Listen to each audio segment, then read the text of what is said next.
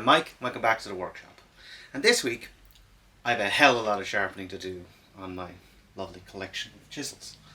So, I thought I'd bring you along, show you my process for sharpening and any tips and tricks that I might have. So, let's get down there and start talking about sharpening.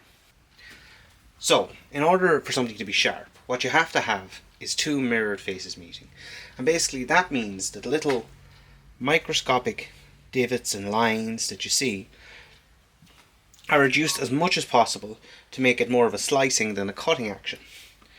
So on a standard chisel or plane blade you have two different angles.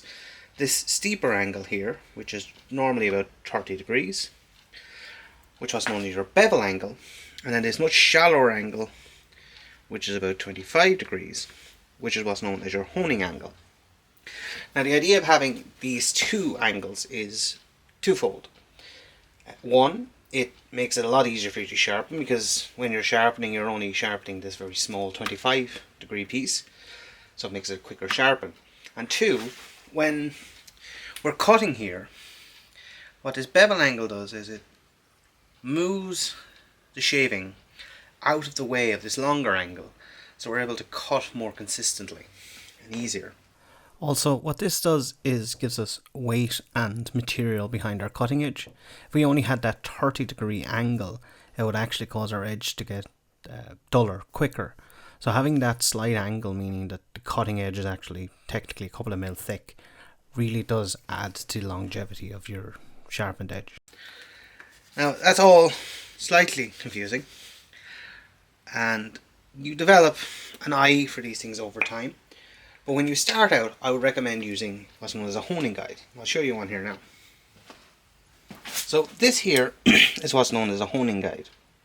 The idea being, with the guide it'll give you a length that you stick the tool out in order to create an angle. So I'll show you here with this long chisel. So basically you get your chisel, mark your length. Now I'm just putting in for demonstrations here. That holds your chisel at that fixed angle, and then you can rub your chisel up and down your stone and know that that angle will stay consistent. And once you have these angles set, you don't have to do the measurement anymore.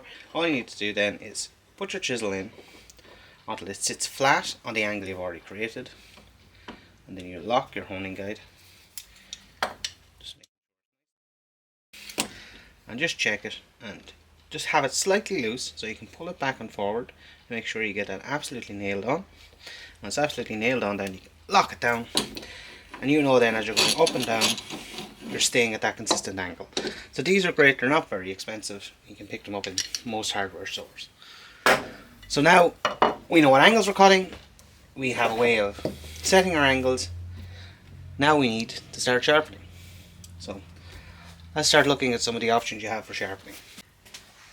So here I have my extended sharpening kit with kind of all the stones and stuff I've had over the years. So kind of starting from the most basic to the more advanced, I'll just reorganize these. First thing I have here is it's just a piece of marble countertop with some sandpaper on it. Now you can get a set of chisels perfectly sharp just using that. If you look in the description, I have a video from my Woodworking on a Budget series where I show how to do that. The next step then up is an oil stone. So this is an India stone, it's a man-made stone that, as the name suggests, you use oil on to sharpen and cut. Now these are some people's preferred methods of sharpening. You can get these up to really fine grits and get the mirror polish. This one I have here is kind of a standard off the rack rough smooth, which I would have used for years on site work because it's really quick. The next step then is a diamond stone. So the advantage of a diamond stone is that it's a piece of solid steel. It has diamond impregnated in it, which makes it, you know, a very long-lasting sharpening solution, but it stays perfectly flat. The issue you have with an oil stone, or the next step on, which is your water stones, is that as you're sharpening, you're going to start wearing away this grit, and you'll end up with an unevenness in the top. Now I'm making this happen here, this is actually flat. So A general rule is to use all the stone when you're sharpening, but the advantage of this is it's very hard to knock it out through. So this is the stone that I use an awful lot now for site work, and it's also a vital part of my sharpening because it has a 400 grit on top. So for doing rough sharpening, let's say, you can see here this one has quite a pronounced bevel, or a pronounced honing angle, and you want that honing angle to be about 1 mil or 1.5 mil. So I'll need to bring down my bevel angle. That's a lot of hard work. So I'll normally use my diamond for that, or if I get a new chisel, this is a new chisel I have, I'll use my diamond stone to flatten my back and to sharpen my edges. So the next step on then are these, which are known as whetstones or water stones. These are Japanese water stones. I prefer these for my finish. Sharpening, they're just so fine, and it works for me. The issue with these is they're much softer than, let's say, my diamond stone. So I still need this guy, and every time I go to sharpen I use this piece of flat marble with a bit of sandpaper on it to flatten out my stones. So you can see here's a few high points. So I'll just do that until all the high points are gone and I have a perfectly flat stone again. So those are your basic methodologies of sharpening. Now you can there's also mechanical versions. Triton do good ones, Tormac do good ones, combinations of sandpaper and stones and stuff. But I'm mostly based in hand working, so this is where I work. So now we have this, and my stones are already flat, just demonstrating. So the next step is to start sharpening. So now we're going to start sharpening, and I'm going to sharpen my knockaround chisel.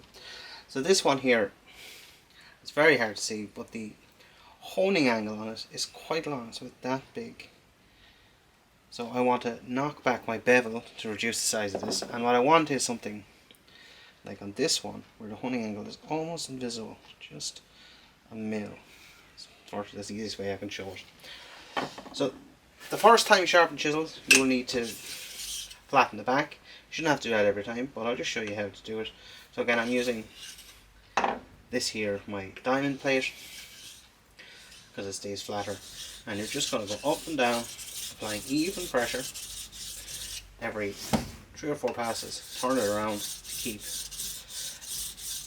the back flat, and you're going to keep doing that until you see a consistently scratched edge the whole way up to the very start, and that's the back flattened. So I'm going to set my angle here. So chisels generally come with the bevel angle already cut on them, so you don't need to work out the bevel angle. So when you need to sharpen them, you can just place it on it, reduce the bevel angle. The key to accurate hand sharpening, let's see if I can show you here. I'll zoom in. You can definitely zoom in there. Is that when you apply your lubrication, right, and you sit your chisel up on it, you'll see the fluid start to wick out and it'll kind of lock in. So there's too far, I can feel I'm lifting it. So right there I can feel it lock in, so I'm on my bevel angle and I'm just going to hold that consistently as I go up and down, and you can do bigger of 8s as well. It really depends on how you like to hold it. So for these type of stones, these diamond stones, sorry, I'll zoom out. Oh, you can still see. So for diamond stones, my favourite lubrication is actually window cleaner of no particular name. There's a lean in the name. But you can use water, you can use oil. The reason I like using window cleaner is I find it gives me a nice smooth experience when I'm sharpening, and also it doesn't rust the metal plate behind the diamond. So I'm just going to keep doing that until I reduce, I bring back my bevel angle enough that there's very little of my honing angle left. That'll take a good while, but once I'm there, I'll bring it back. So Once you have that your bevel angle now reaches the whole way to the front, all you're going to do is find that spot where it's nice and sitting, and you're just going to raise it a fraction. Again, if you're using a sharpening guide, you can set it there, and you just want to slowly work that. You don't want to go too hard. You just want to set that bevel angle. And when you've done that a few passes, you'll start to feel a burr on the back. Now a burr is just where the metal bends over. So checking for a burr, I normally use my thumb. It's very, very important. Key safety tip. You're lightly going up. You're never coming down or across because you will cut yourself. But you can feel that burr there now on the back. So take a swipe off the back. Right, I can't feel the burr there now. So I'll turn it around. I'll check my honing angle. A little bit of a burr. And you're just going to keep going in reduced passes until eventually you can feel that burr on either side.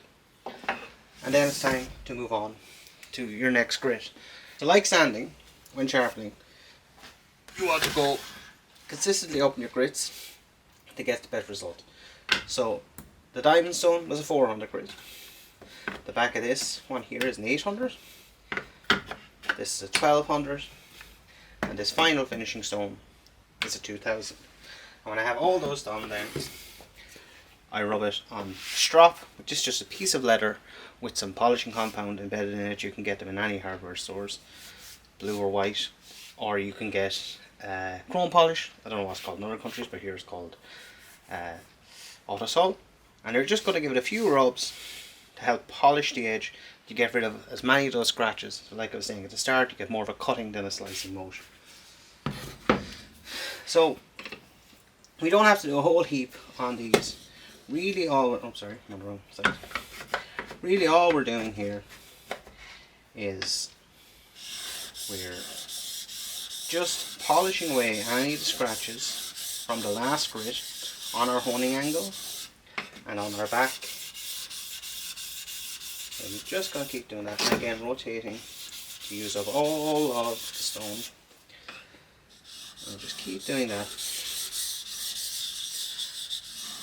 And again, checking for that bar, making sure we remove it. And then when we can't feel it on one side, we go over, feel it on the other side, reduce the passes until that bar can't be felt on either side. And then move on to the other grit. Now I won't show going through the other two grits because it's the same thing, but I'll bring you back when I have it done.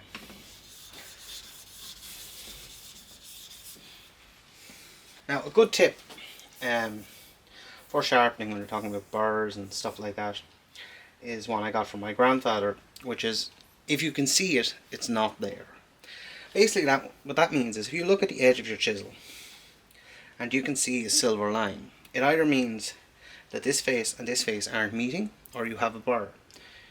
Once you can't see that line with the naked eye, that burr or the two faces meeting, that means you're generally relatively sharp. Now I have a higher standard of sharpness. I don't consider a chisel sharp until it's shaving sharp, but for most jobs that will do. Once you can't see an edge, you're going to be sharp enough to operate. So I'll just finish my last grit there, and I have no bar on either side, so we're very sharp. And another test, which is one I don't recommend, is if you just lay your chisel against your nail, you'll feel it grab. That means it's nice and sharp. Do not push, you'll do yourself a hardship. So our final step is lapping. I have this blue polishing compound, and I just embed it in like that, up and down, just put a bit in. I like to leave a bit of leather because I like to finish with leather. And here we're just going to pull back maybe 10-15 times. The same on this face.